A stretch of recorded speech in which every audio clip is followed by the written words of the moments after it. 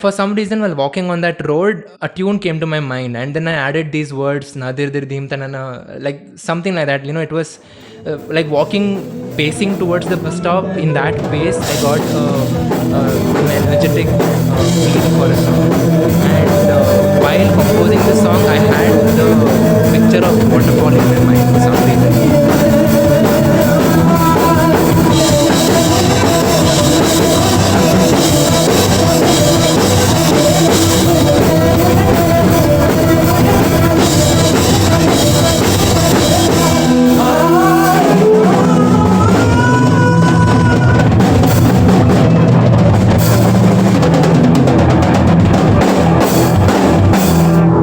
Yeah, so by now you guys have formed a team, started practicing for music. So what was your first stage experience? So was it in UVCE? Was it outside of UVCE? So what was it like? What's the experience? So first stage performance, as I said earlier, it was in BMC. It was the Cobalt Skies Fest. Generally, when people think of performing on stage, they consider all these things that, oh, there'll be thousands of people watching me. Will I embarrass myself and stuff like that? But I really don't know what was in our minds, but we did not think of anything like that. We were like, oh, we play instruments, we play music, let's go participate. That was our attitude. So I guess that is what actually helped us come so far. But we really had no insecurities, to be honest, because we first of all did not have an electric guitarist, did not have a drummer, which are like bare minimum necessities for any band to perform on stage. And then we went hunting for the same in our college, and we found an electric guitarist, and then we couldn't find a drummer. And Sanjay's music teacher's son was a drummer, but he was not from a college, he was still in school. We had to find someone who was in college and preferably in UVC. And then we found a girl from Sanjay's batch from ISC called RC, and she told she was interested in playing drums. And we took her to a place where there's a drum kit. It was Rhythms Indiranagar, and there we asked Sanjay's teacher's son Larvin, who is our band drummer now, to teach her, to help her brush up her drums or something like that. And after all this, so basically we had a set of 3 songs. I think one was a cover, Munjane Manjali cover, and then there was a couple of other songs, and then we just went to perform in Cobalt Skies. The best part was, as Sanjay said, giving equal opportunities or whatever. We went hunting for people to play a guitar and drums. We were finding people who played other instruments more. Like we found 2 other keyboardists, and we found a guy who plays tabla, and we took everybody in. We did not say no to anybody, and then we just went on stage. There were 10 of us spread out on the huge stage, and then we were just playing the music. Because who gives the limit of how many people should be there in a band? Nobody gave us a limit. So we covered up a bass guitar with another keyboardist, and we had a percussion support because RC was a beginner drummer, so she was needing some support. So we had a tabla who could, somewhat help in the percussion. So this was our mindset. So it was basically run on support, and from there is when I think, like Rag said, we could. Everything else happened from there. We were so free. We did not think we would be judged or it would be embarrassing or anything. At that moment we were so free, and we thought we all could go on stage and play, because after all it was a inter-college fest, of course, and we were representing our college, but it has never happened before. So why not give it a shot with what we have at this point. And yeah, to follow up on that, just because we had that experience, we knew what to do and what not to do. And we learned so much in that performance. I mean, not to boast about it, but then the next performance, it was in BMS, and we had won second prize. So that first performance in BMC was like a huge kickstart for our whole journey. Yeah, and just to add, the BMC was like we were the only band with so many people. Everyone was just like 5 or 6 people maximum. We had like 3 keyboards and 2 tablas, violin, guitars, and like you name the instrument and it was there. And but yeah, till date, actually after each performance we all sit down and like watch the videos of what went right and what went wrong. But the first video we have till date not opened and seen. We still have the video, but it is kind of embarrassing to see that, because we messed up so badly.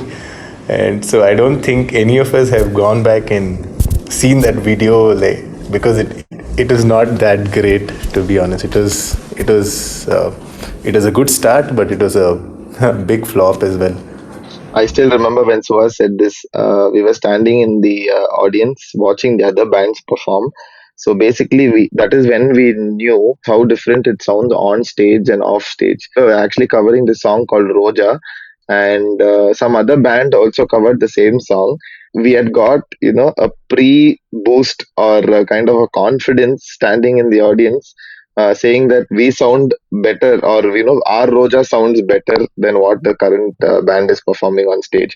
So we had that kind of inner confidence, though we knew that we were so many people and we have practiced together. We were like, oh guys, we have a lot of instruments, so we can make Roja sound a little more pleasant, or a little more nice. So we were really confident, so that even that did not stop us of thinking, oh guys, they perform the same song which we are going to perform. We never looked at ourselves or looked down on ourselves. That's what I should say, and that drove us to the stage as well. So we did perform at the end of the day. Wow, I think every artist can relate to this. That the first our first performance will be the most memorable one, because that is when we are exposed to what we must be, maybe 5 years down the line. So around this time, like, had you guys finalized that, okay, so these are the permanent band members, or was it still under the temporary reconstruction, etc.? To be honest, I think even now there are no permanent band members as such. So it's always the people who stay with you, right? So who are, so-called permanent. So some people tend to move on because of other reasons, personal commitments, and some other people, regardless of what personal commitments they have, they still stay back. And I guess the ones who stick around are the ones you can say permanent band members. So since the beginning, at that time, we thought, a few of us were permanent, but then a few of them left, and then as of today, there are different permanent members as such. So I think from the beginning till today, it's probably the three of us who have been there. But yeah, I mean, it's all depends on what you mean by permanent band members.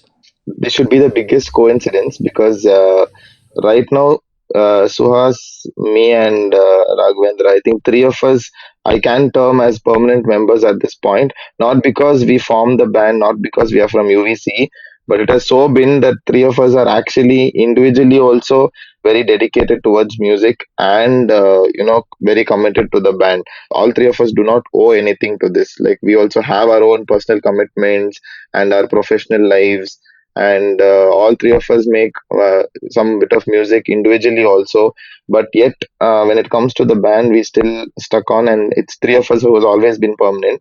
And the rest of the three members, they're not from UVC, but we have been having people shuffling around for the position of bass guitarist, which has even now I think not been filled. So it's been like a circulating pattern of guitarists coming in to play the bass for us. We kind of found a I'm sorry, electric guitarist who is also, I can term as a permanent member now, who is a colleague of Suhas from his ex company. So that's something I should add on to as a permanent member. So I can say four now, apart from the three of us. And even the drummer right now, because he's young compared to us, like about 5 years younger, 5 to 6 years younger when compared to all of us. So he has his own professional music career. So his music itself is his profession. So he does play for multiple bands at this point. Yet there has never been a time that we have moved on without him or anything like that. So we can say even he is a part of our team. So otherwise, the guitarist position has been vacant, the bass guitarist especially. Otherwise, we can say we're working towards the more permanent members. Yeah, and if any of you are listening to this podcast and if you can play the bass guitar, you know whom to contact. Just UVC things.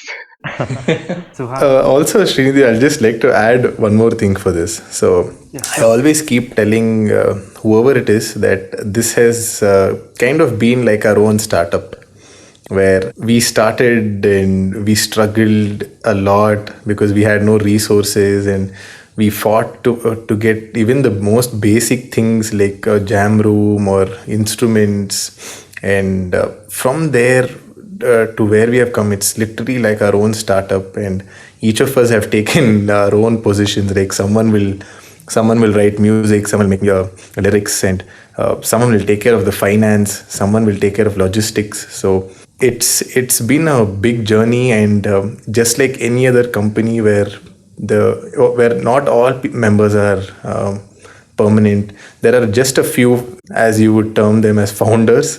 So we were something like this for the band, and this is how I'd like to compare it. It was like our own startup, and we learned a lot from this journey. I think going and playing for some band individually would have been different.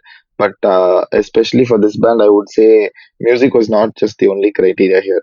So we had different parameters to how we have to stick by, and like Suhas said, there's so many more things to hold a band together. Like it's not just the music. Like Suhas said, if some bass guitarist is listening to this podcast, it's not just you coming in and playing bass guitar. It's also being part of a family kind. So it's run with a lot of struggle as well, with a lot of logistics and finance, and our own investment sometimes, because like Rags mentioned just now that there are no investors as such. But there are times when we are professionally earning for our careers, but also pitch in just to run this like our family. So that's what I think Yeah. keeps it going. But we also had like a band account, and where we used to put all of the money that we used to win. So I should say we were pretty profitable at for a certain period. So yes. Okay, that was beautiful insight. Comparing a band with a startup, and I just love how Sanjay mentioned that it is not just being part of the band. It's more about the commitment and being part of the family. And I guess the same thing is applicable to all other places as well. Even including our workplace. There's a lot of learning here as well. So till now, we heard how AGB RAM started, and all the initial days. We also heard the first takeoff of the flight and how memorable that was. So from there to till now, 8 GB RAM has come a long way. You guys have started writing your own songs, right? So how was your experience of okay? So how did you make your first song? What was that experience? How was that experience? So any memorable moments, any key learnings you got to take from that? I think I'll let Raghavendra answer this question. But just to Okay. introduce to that, I think our even till date, our first song is our most loved song, even till date, even after the album is out. So yeah, I'll let Raghavendra tell about how we made the song and the memory behind that. Okay, so I don't know how to put a first song because first initially we used to do medleys of various songs for our performances, where we used to combine a few Hindi, Kannada, and other Tamil songs, and then come up with a medley which was loved by everyone. But so to say, the first own composition as such, as Sanjay mentioned, it's the most loved song by all of our listeners. It's called The Waterfall. So when we were going to all these battle of bands, right? So we used to hear a lot about original compositions, that there is additional weightage for original compositions by judges when they're scoring these competitions.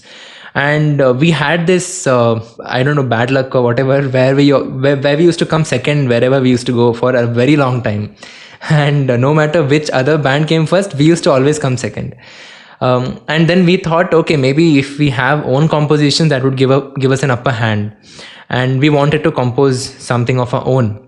I had a classical background, and Suhas had Carnatic classic background, and we also, all of us were inclined towards classical fusion music, and that was also sort of very much popular at that time. And I guess even now, all these fusion bands are really popular, and the songs are really cherished.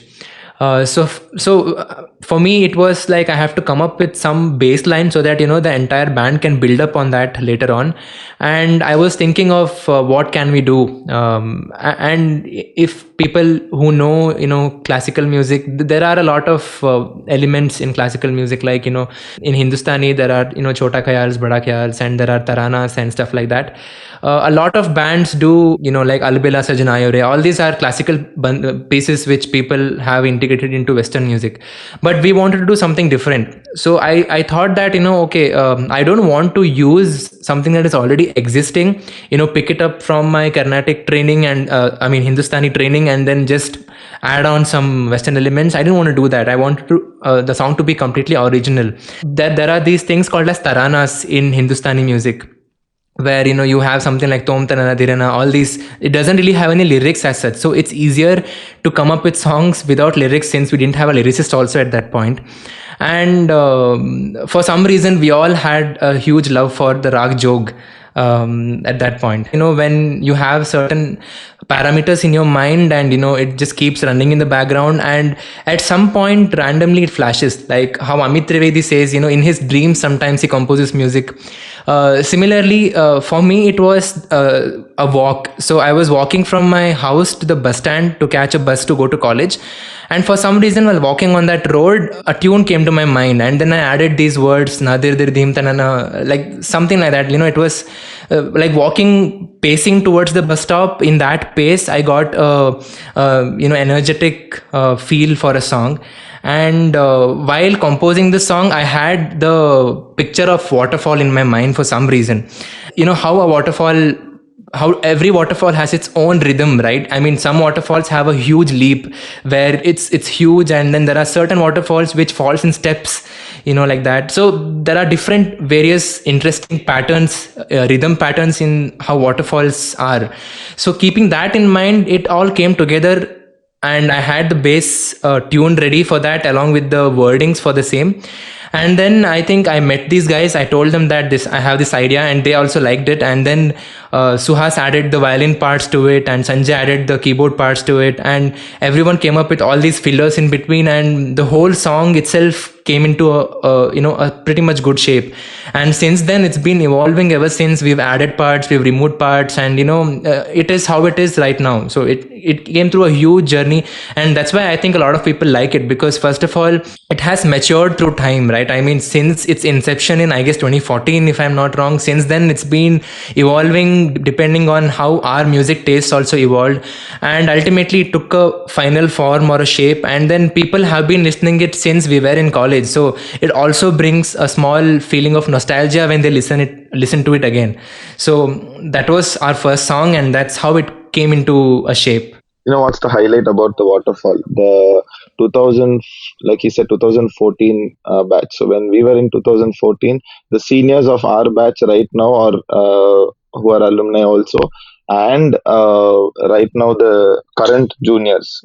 Okay, so over a span of say 8 years, if I should say 8 to even 10 years, I can say, can relate to the waterfall. Some people to the older version, some people to the newer version, and I think everyone would have listened to the newer version now.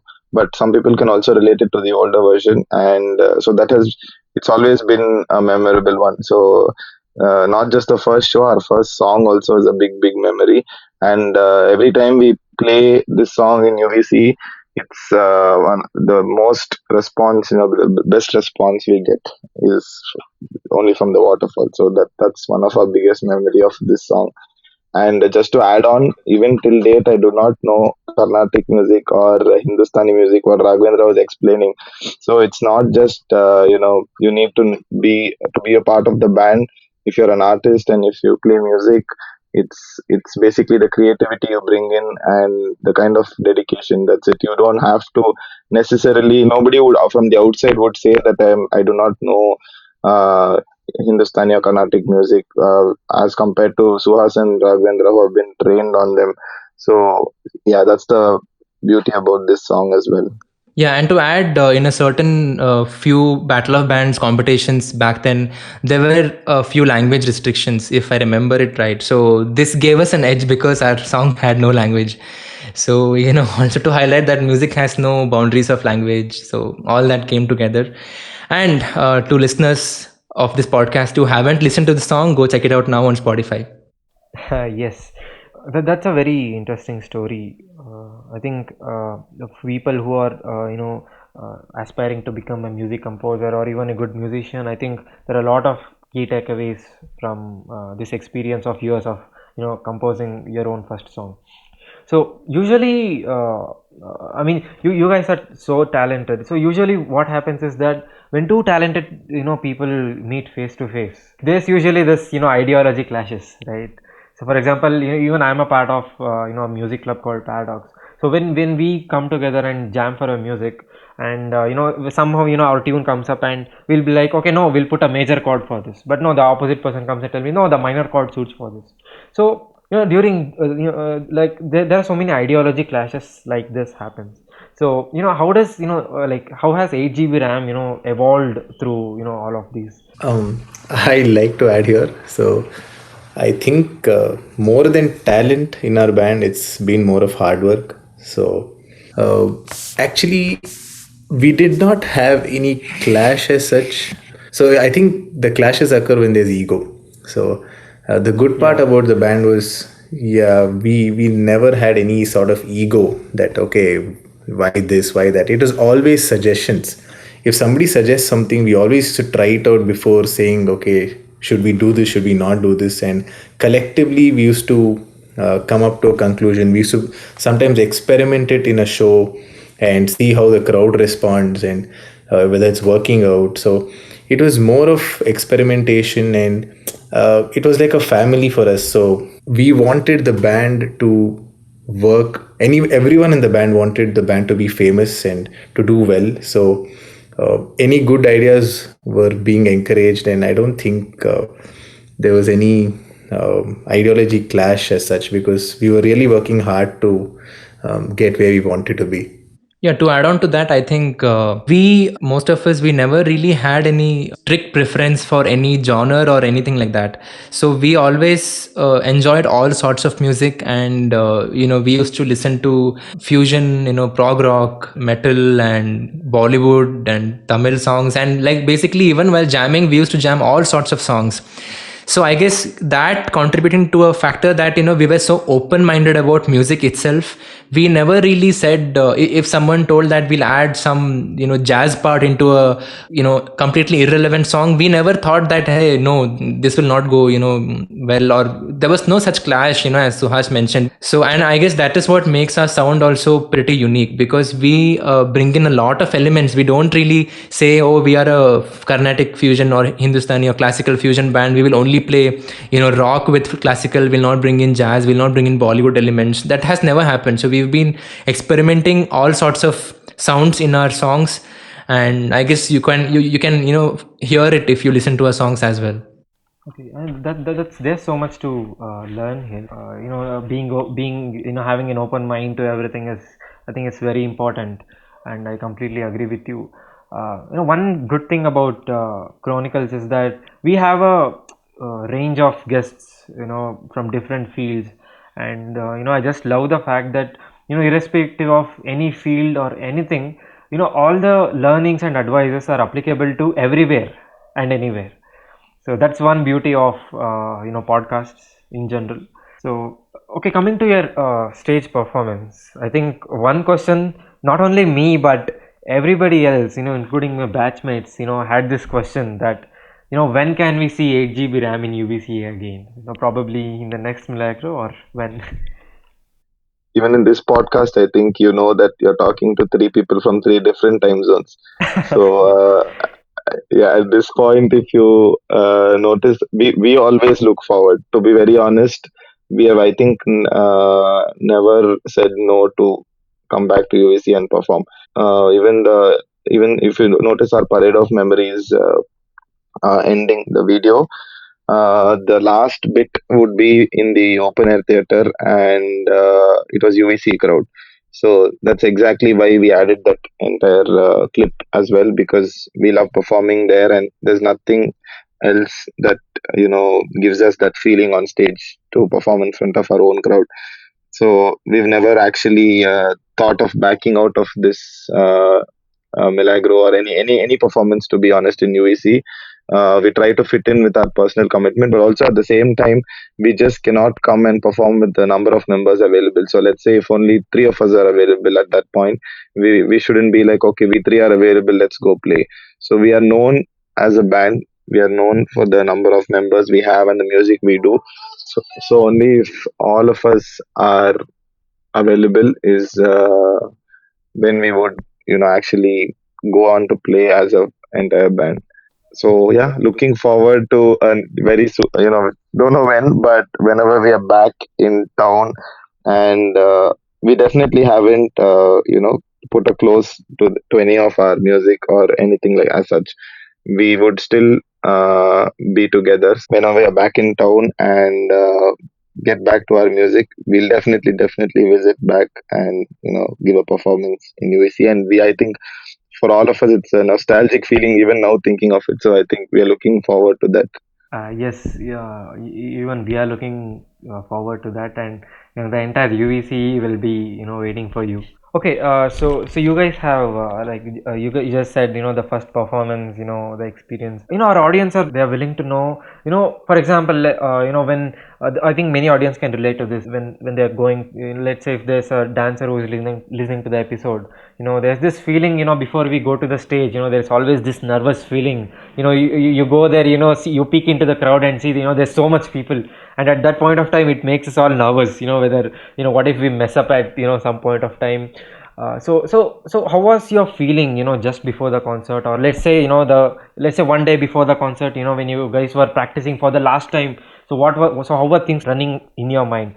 The feeling before, one day before the show, is always nerves, because although we enjoy going on stage and playing for the crowd and everything, there is a small factor running in your mind about your your other competitors as well, like who's going to come there, and how is it going to be like, are we going to not make the same mistakes, because in some past shows we would have done a mistake, and we would have wanted to correct it, and we would have hoped for not repeating that same mistake. So all of these thoughts keep going on in our mind, and it's usually very blurry. The n minus one day, it's filled with anxiety as well.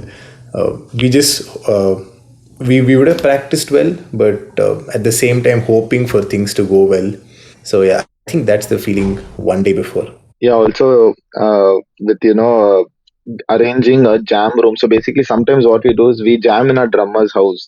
So that's a small compact room with our instruments connected and we play. But some shows, or at least most of the recent shows, I remember we book a jam room so that it feels like we are actually standing and playing on the stage. So we make sure we try to go there and put the effort to go there and do the last night preparation. So though we have to leave in the morning for the show next day, we jam about 2 3 hours. So it's, when you say jam, it's not just the jam of 2 hours, also the travel and the time you spend, and we're all working. So we used to come from work directly to the recording studio or wherever we jammed, and we used to jam there, have dinner together, and then go back home. So all you have is a night's sleep before the show.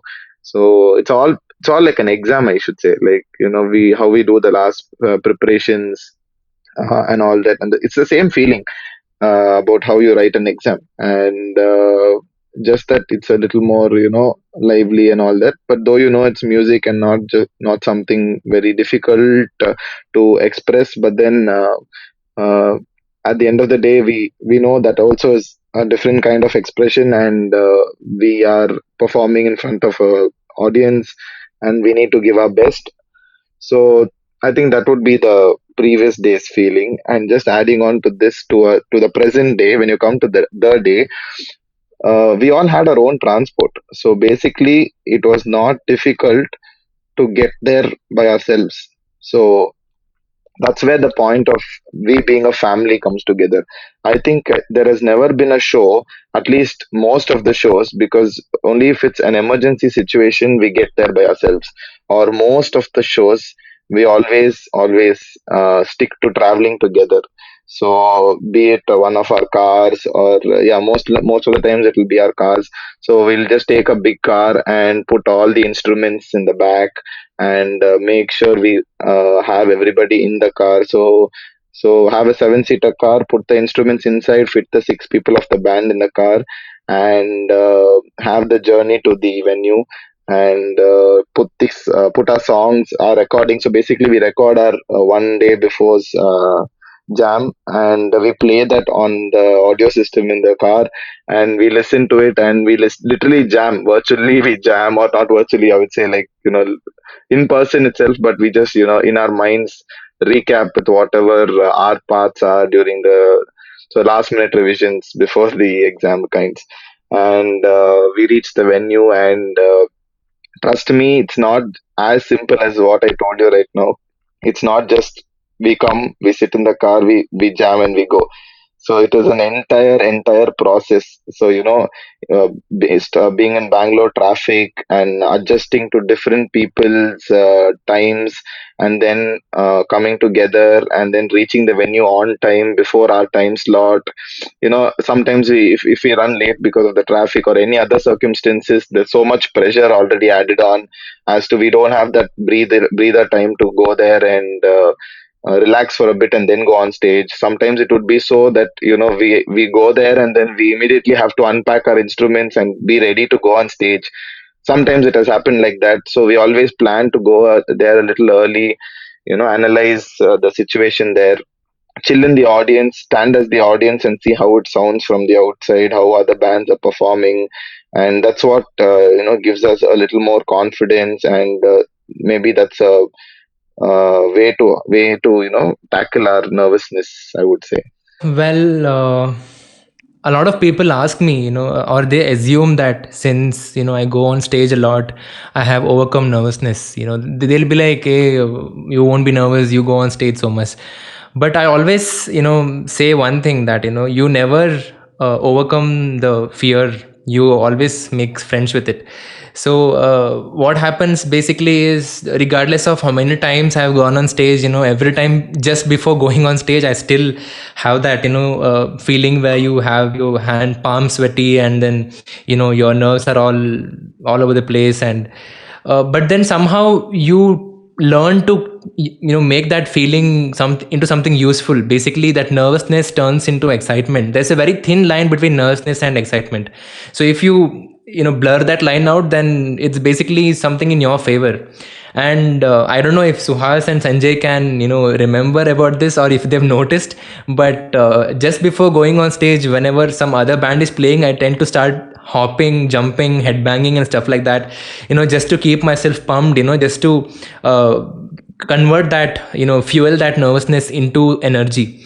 So whoever's listening to this podcast, whoever's afraid of going on stage, I would say that, I think even the biggest stars who have been living on stage their whole life, they definitely do feel some sort of excitement or nervousness before going on stage. And once you go on stage, the thing is that there'll be so much of light on your face that you basically don't see the audience. So you only hear them, and your eyes are basically, it's like when you're driving at the night and somebody comes with high beam in front of you, right? You can't see the road. So similarly, you can't see the audience, regardless of tens and thousands of people being there, you just can't see them. And that sort of adds on to the feeling that you are performing for yourself. And once you're on the stage, you're in that zone, where you're all pumped up, and you hear the audience cheering for you, and that's a whole feeling in itself. I mean, that is, I think, what drives us into putting so much of energy and time into the whole the band thing. Because we hardly have as artists, I think I can speak generally for artists, that most artists are not really paid to perform. People are promised with exposure and stuff like that, but we always come back to performing on stage just to chase that feeling of high when you're on stage. So I guess Suhas and Sanjay can totally relate to this. Yeah, Yeah, I can I also totally think agree. about Yeah, I can think about this moment where every time we are on stage and we get a crowd cheer for a particular tune that we have added on just to make sure it's for the crowd, or we know that we expected the crowd to enjoy, and then we actually get a response. So basically, we have a very unique positioning of where we stand on stage. So I think I'm on one corner and Raghavendra is in the middle and Suhas next to him on the other side. So we just look at each other on stage and smile, and we're like, okay, this is what we expected on stage, and we got this response, and it feels good. So we know that we are also feeling good. So that gives an added on, boost to our confidence on stage, and it makes us, play a little more confidently and more happily. So nothing like that feeling. Really, to be honest, the feeling on stage is unexplainable. Wherever we play and or we jam together, wherever whatever it is on stage. So that can never be changed. That feeling is totally different. Wow, and it's so amazing to hear, all these. I think anybody, listening to this episode and is aspiring to be a musician, I'm sure, this has inspired a lot than, anything else for me. So, thank you guys again for making time for this. It was really an insightful session. It was really an inspirational one too, especially for musicians like me, who look up to you, to musicians like you. So I think it was really an inspirational one, and there were so many learnings that we could take, that we could relate it to our everyday lives as well. So thank you guys again for making time for this. We are really happy, and we really look forward for the next episode. Thank you guys.